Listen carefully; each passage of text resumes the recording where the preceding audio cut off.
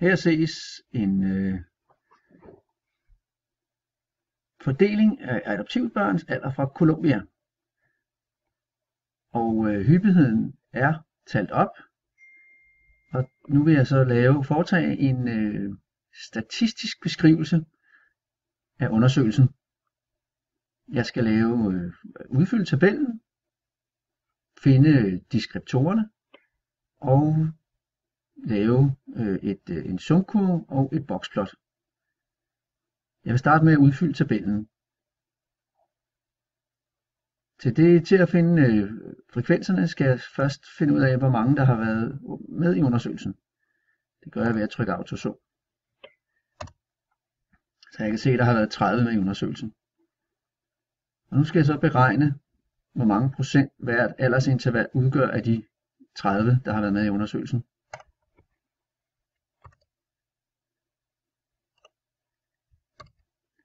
Det gør jeg ved at dividere hyppigheden med det samlede antal.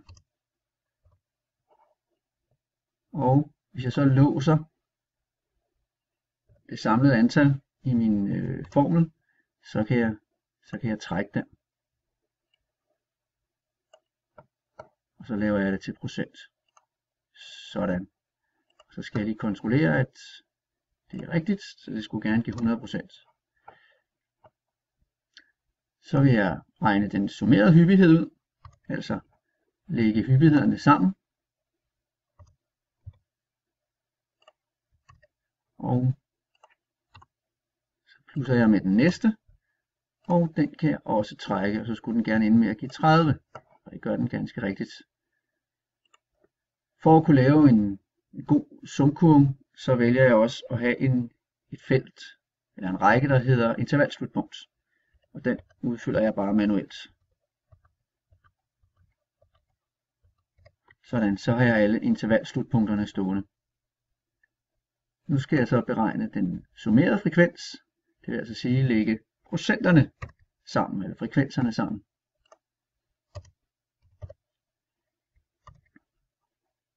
Plusser med den næste i rækken, sådan der, og så kan jeg så trække, og så skulle det også ende med at give 100%. Sådan. For at kunne beregne middelværdien, så skal jeg bruge interval midtpunkterne.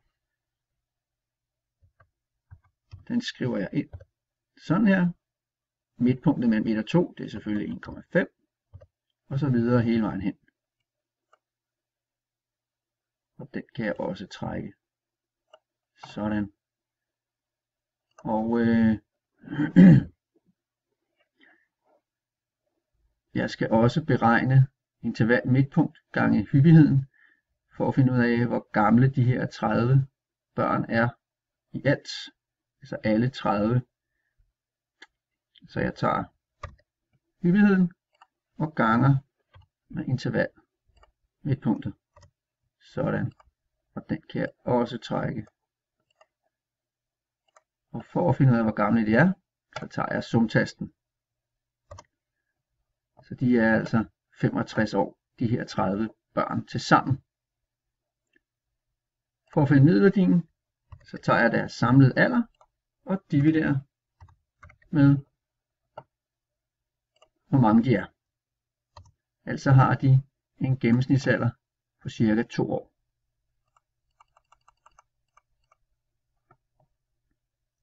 Typeintervallet. Jeg fortsætter med deskriptorerne, og typeintervallet, det kan jeg aflæse, det er altså det interval, som fremkommer flest gange. Og det kan jeg se, det er her 1-2 år, fordi der er 18, der blev adopteret, da de var 1-2 år. Mindsteværdien, det er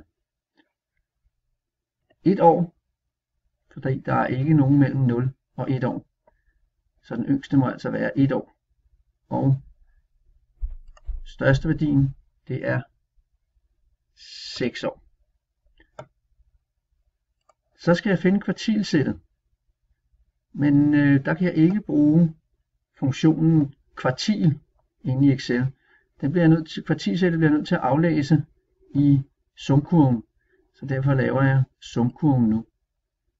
Marker intervalslutpunkterne og de summerede frekvenser, vælger indsæt, vælger punktdiagram og punktdiagram med lige streger og datamærker.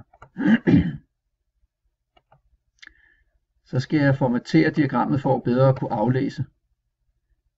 Så jeg højreklikker på en af procenttallene, siger formater akse,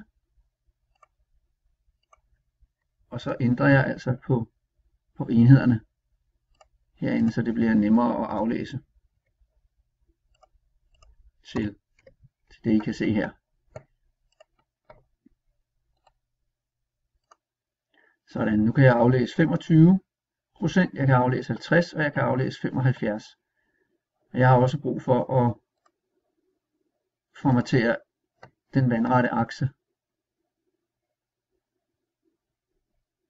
Der vil jeg gerne have, at den overordnede enhed er 1, og at den underordnede er 0,1.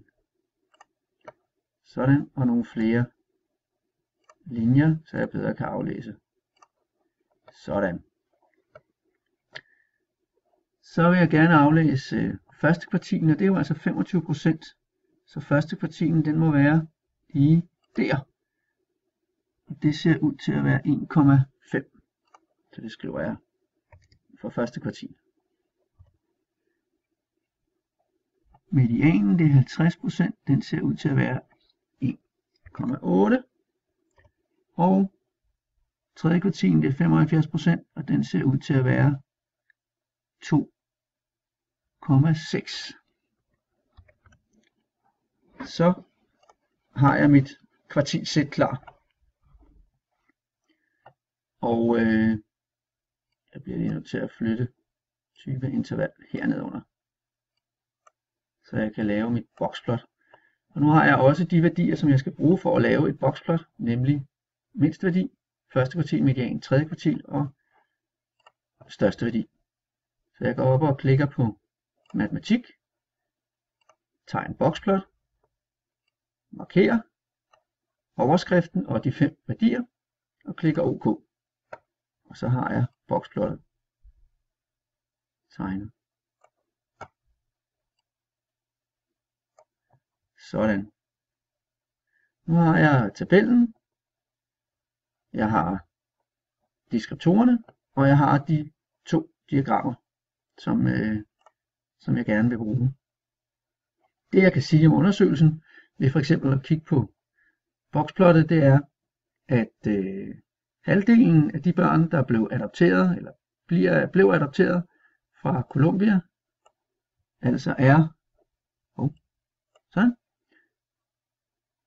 under 2 år, mens 25% af de ældste børn er ældre end 2,5 år.